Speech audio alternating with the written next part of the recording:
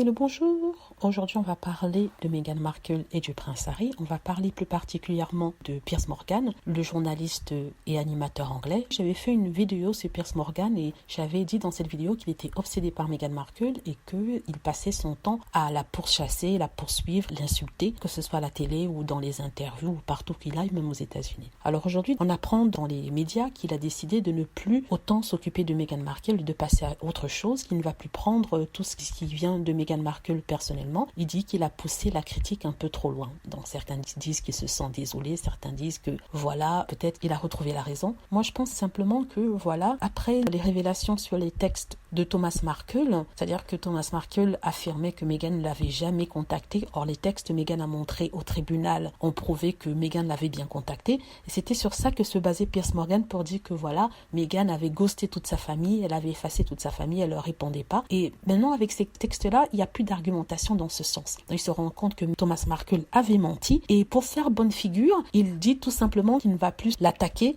il ne va plus prendre ça trop personnel et qu'il va maintenant essayer de les oublier parce que soi-disant ils ne sont plus si intéressants que ça. Ça me fait bien rire. Il a été prouvé que son père n'a pas répondu à ses textes, que c'était son père qui avait organisé avec la presse toutes ces campagnes pour faire de l'argent. Et maintenant qu'il est face à ces preuves-là, il fait ce qu'on appelle un backtrack, c'est-à-dire qu'il revient en arrière. Il ne demande pas pardon, il ne s'excuse pas pour avoir attaqué Meghan continuellement comme ça, mais il dit tout simplement qu'il va essayer de ne pas prendre ça trop au sérieux et de ne pas en faire une affaire personnelle. Sachant qu'il y avait des personnes qui ont commencé à se poser des questions sur le fait qu'un homme marié puisse être autant ennuyé par une femme qui ne l'aurait pas rappelé. Donc vous vous rendez compte à quel point c'est bizarre que, par exemple, votre mari va à un rendez-vous d'affaires avec une jeune femme, la jeune femme lui dit « Ah bonjour, on se reverra une autre fois », ce qui est une phrase standard, mais le mari est tellement énervé qu'il ne se soit pas revu, qu'il la pourchasse, il la harcèle dans les journaux, ça c'est incroyable. Donc les gens se sont rendus compte à quel point il y avait quelque chose qui n'allait pas, et je crois que